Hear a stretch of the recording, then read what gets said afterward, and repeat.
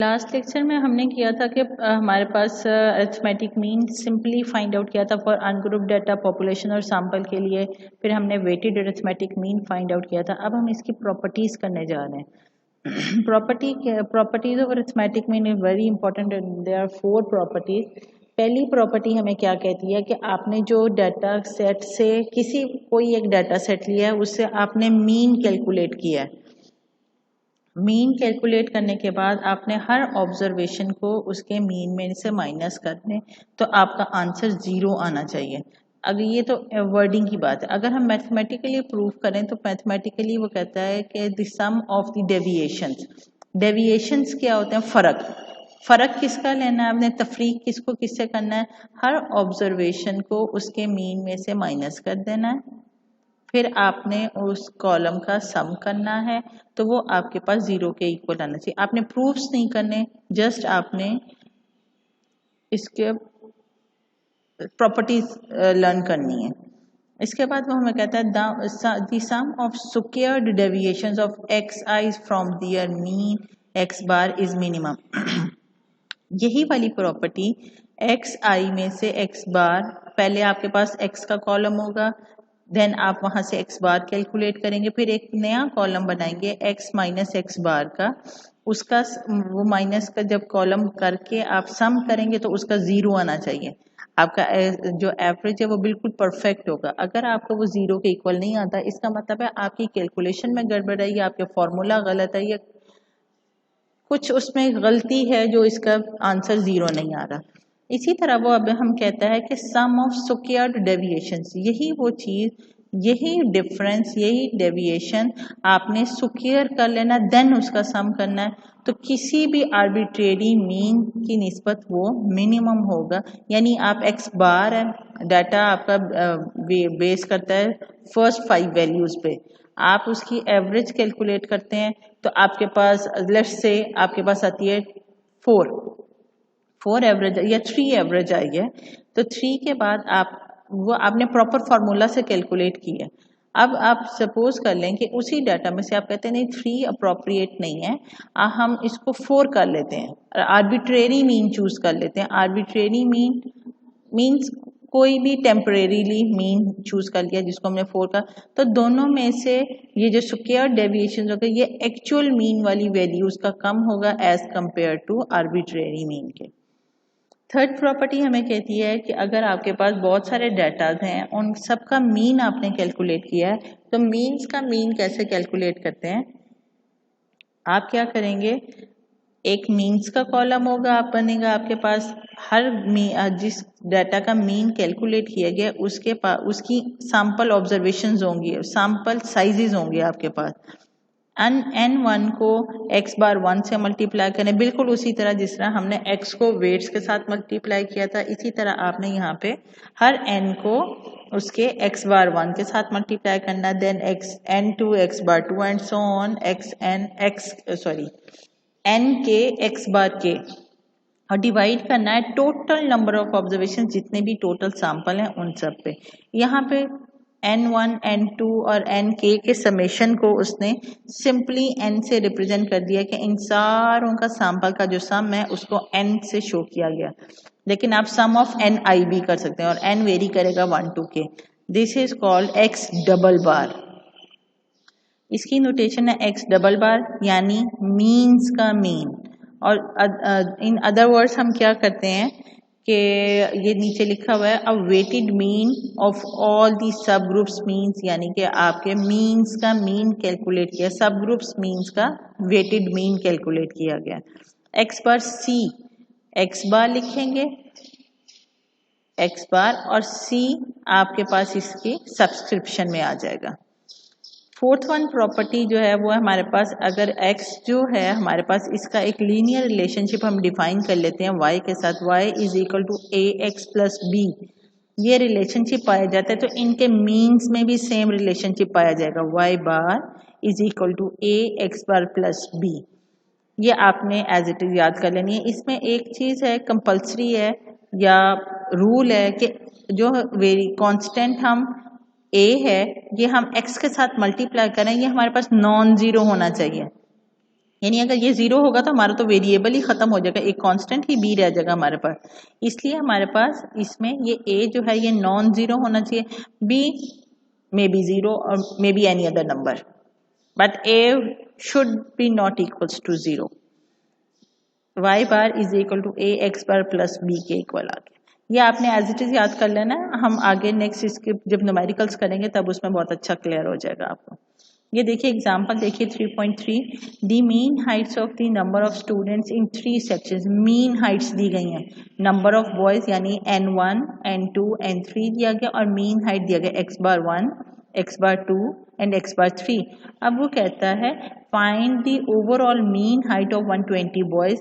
अब 120 बॉयज ये टोटल इनका कितना है 120 है नंबर ऑफ बॉयज के कॉलम का। वो कहता है 120 बॉयज का ओवरऑल मीन हाइट कैलकुलेट करें। अब इसको फाइंड आउट करने के लिए अभी हमने थोड़ी देर पहले एक फॉर्मूला पढ़ा है। सबसे पहले फॉर्मूला लिखिए n1 x बार 1 plus n2 x bar 2 plus n3 x बार 3। इसमें 3 तक हम डिफाइन क्यों करें, क्योंकि हमारे पास सैंपल्स, हमारे पास सेक्शंस 3 हैं A B C। अगर हमारे पास ज़्यादा सेक्शन होते 4 5 6 होते तो हम यहाँ पे 4 5 6 भी राइट करते। अदरवाइज अगर अब इन जनरल हमने लिखना है तो हम इसको कहाँ तक लिखेंगे n k तक, यानी कि k सैंपल्स तक हम इसको एक्सपैंड कर सकते हैं।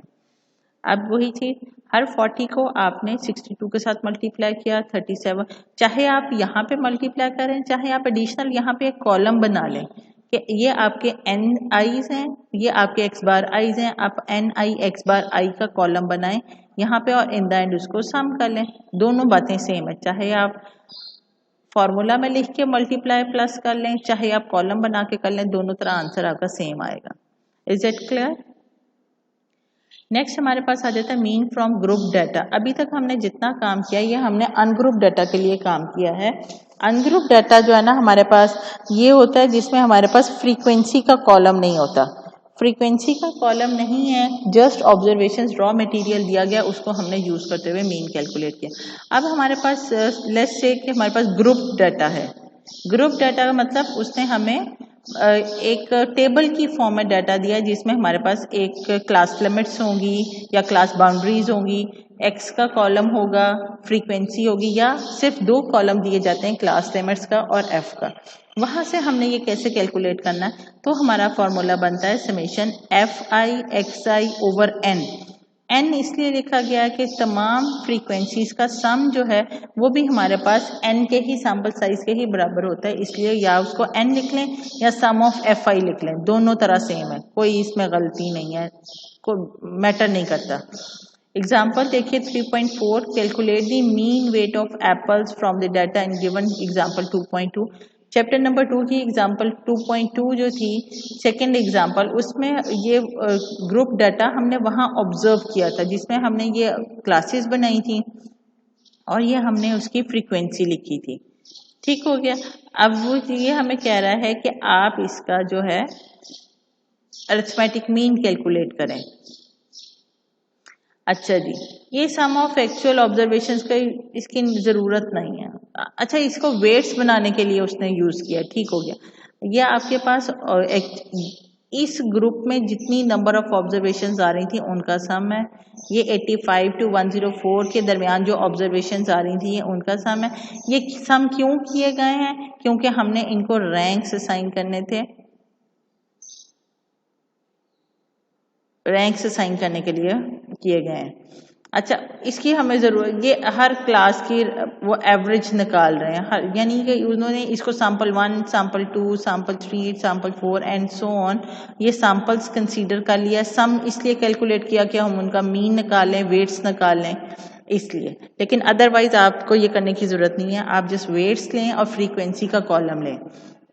फॉर्मूला कौन सा यूज करेंगे हम, ये वाला ग्रुप्ड डाटा वाला, क्योंकि जब हमारे पास फ्रीक्वेंसी का कॉलम ऐड हो जाता है ये हमारे ग्रुप डाटा में कन्वर्ट हो जाता है। X bar is equal to summation F I x bar i over N. Again n लिखा गया, आप समेशन एफ आई भी लिख सकते हैं, समेशन एफ एक्स बार आप यहाँ पे कर लें। अच्छा, इस एग्जांपल को ना मैं आपको एक और ये वाला पैटर्न भी यूज करना। अच्छा, एफ एक्स, ये हर सैंपल का मीन बता दिया उसने, एफ एक्स बार के साथ उसने मल्टीप्लाई कर दिया। ग्रुप डाटा के साथ मीन्स का मीन कैलकुलेट हो रहा है। वो करने के बाद ये सम आ गया, आपने इस फॉर्मूला में पुट किया और लिख दिया, ये आपके आ गया 122.07 ग्राम्स आपका आंसर आ गया। इसको दूसरे पैटर्न पे कैसे कर सकते हैं, इस फॉर्मूला के तहत summation F I x I over N, again N आप समेशन एफ आई भी लिख सकते हैं।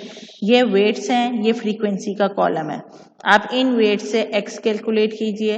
ये मिड पॉइंट्स इसके कैसे कैलकुलेट करने हैं, 65 प्लस 84 डिवाइडेड बाई 2 आ गया 74.5, 85 plus 104 divided by 2 it means 94.5। Same pattern पे आप 165 plus 184 divided by 2 is equal to 174 point, यानी इस ग्रुप का मिड कहाँ है हमने ये कैलकुलेट करके लिख लिया है। अब हमने क्या चाहिए, हमें चाहिए एफ एक्स का कॉलम चाहिए। एक्स हमने ये कैलकुलेट कर लिया मिड पॉइंट्स, ये आपकी फ्रीक्वेंसी पड़ी है, आपने हर एक्स को उसकी रिस्पेक्टिव फ्रीक्वेंसी के साथ मल्टीप्लाई कर देना है। 74.5 multiply by 9, 94.5 multiply by 10, 114.5 multiply by 17, 154 multiply 154.5 multiply by 5, 194.5 multiply by 5, तो आपके पास ये कॉलम जनरेट हो गया।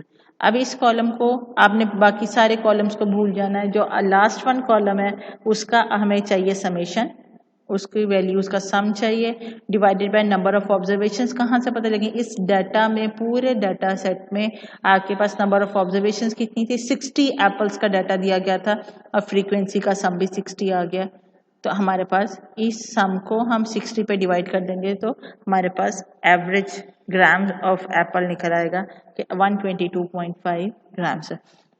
अच्छा, आप किसी भी डाटा को ग्रुप्ड, अब यही एग्जांपल अगर आप 2.2 उस चैप्टर में जाकर सॉल्व करें एज अ अनग्रुप डाटा, क्योंकि हमें दिया तो रॉ मटेरियल गया था, वहाँ पे जो मीन आएगा अनग्रुप डाटा के साथ और जो यहाँ पे मीन आएगा ग्रुप डाटा के साथ, ungroup data mean and group data mean दोनों सेम आएंगे। आपकी ये असाइनमेंट है, आपने ये करना है कि आपने 2.2 example as a ungroup data भी मीन कैलकुलेट करना है और एज अ ग्रुप डाटा भी मीन कैलकुलेट करना है और दोनों का डिफरेंस बताना है कि दोनों में डिफरेंस क्या है। There is no difference between these two means, चाहे आप डाटा को अनग्रुप डील करें चाहे आप ग्रुप डील करें। सिर्फ फर्क कहाँ आता है कि इतना बड़ी 60 ऑब्जर्वेशंस को डील करना आसान है या ये 8 कॉलम्स को डील करना आसान है, सॉरी 8 कॉलम्स नहीं, 8 नंबर 2 कॉलम्स को, मिड पॉइंट और फ्रीक्वेंसी को डील करना आसान है या 60 ऑब्जर्वेशंस को डील करना आसान है। There is no difference in the answer but calculation is more quick and easy in the tabular form. अच्छा जी, नेक्स्ट आ जाता है हमारे पास change of origin and scale. हमारे पास चेंज ऑफ ओरिजिन क्या होता है, जब भी हमारे पास कोई ऑब्जर्वेशंस आती हैं या कोई भी किसी भी चीज़ का हमने ओरिजिन फाइंड आउट करना हो, चेंज करना हो या फाइंड आउट करना हो, तो हम क्या करते हैं कि आपकी जो एक्स वैल्यूज़ हैं उसमें एक फिक्स नंबर प्लस कर देते हैं या माइनस कर देते हैं। जो इस तरह नई ऑब्जर्वेशन जनरेट होती हैं उससे उस डाटा का ओरिजिन चेंज हो जाता है। और दूसरे नंबर पे बात आती है स्केल की। स्केल हमारे पास क्या होता है कि जब भी हम किसी एक फिक्स नंबर से मल्टीप्लाई या डिवाइड कर देते हैं उन्हीं एक्स वैल्यूज़ को, तो हमारे पास उसका स्केल चेंज होती है, यानी उसका पैटर्न चेंज हो गया।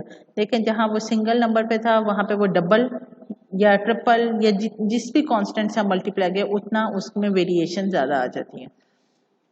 एग्जाम्पल देखिए। अच्छा, इसमें एक हम वेरिएबल बनाते हैं you I, change of origin and scale की जो टेक्निक यूज़ करते हैं इसमें यू आई एक हम नया वेरिएबल बनाते हैं।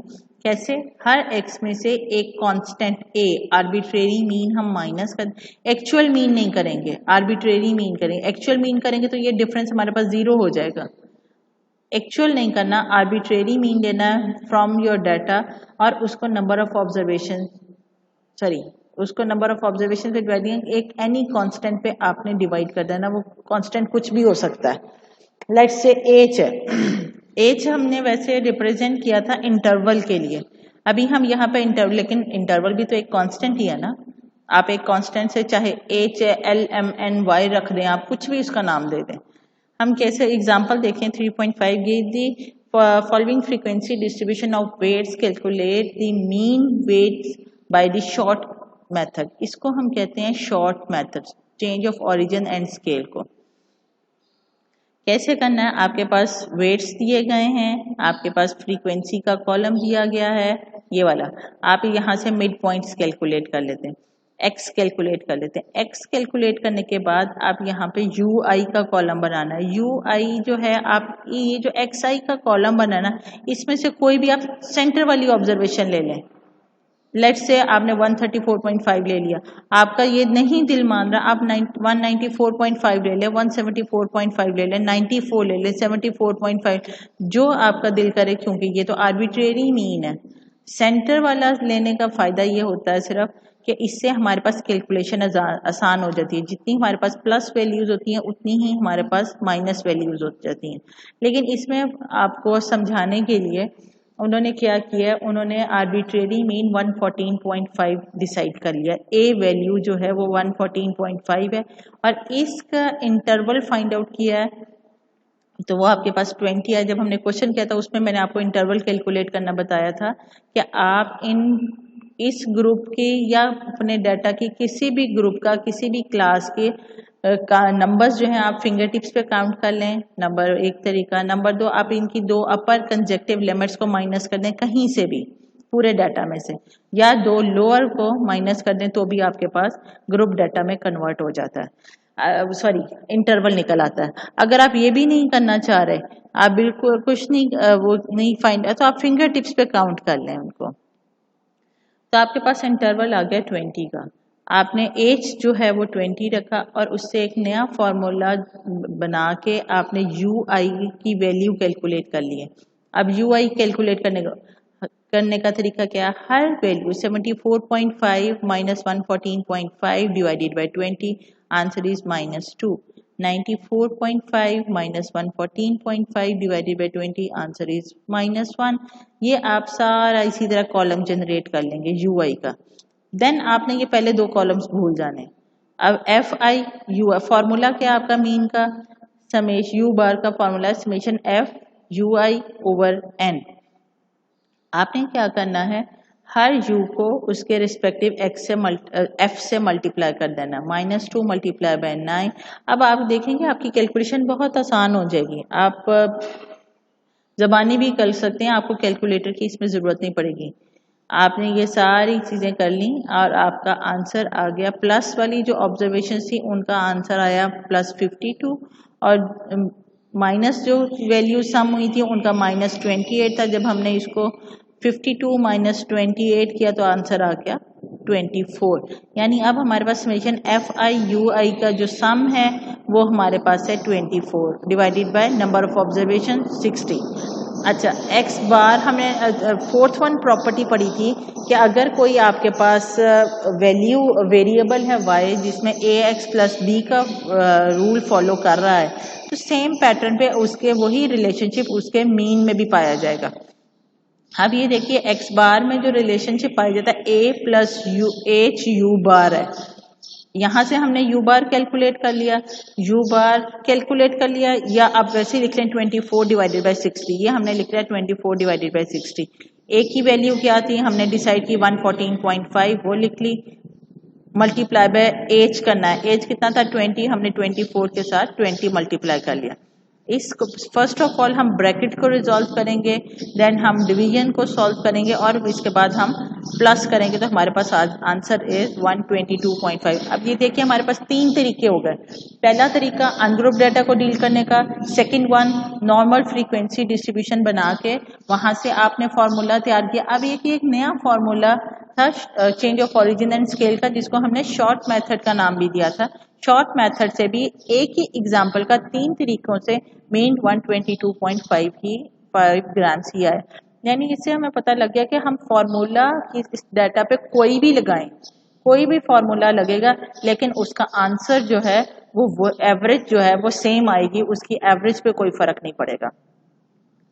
एग्जाम्पल देखिए 3.6, compute the mean for the following frequency distribution of annual death rates. अब ये एनुअल डेथ रेट्स का डाटा दिया गया फ्रीक्वेंसी की, उसने हमें कहा है कि शॉर्ट मेथड से आप नेसेसरी कैलकुलेशंस करें और मीन फाइंड आउट करें।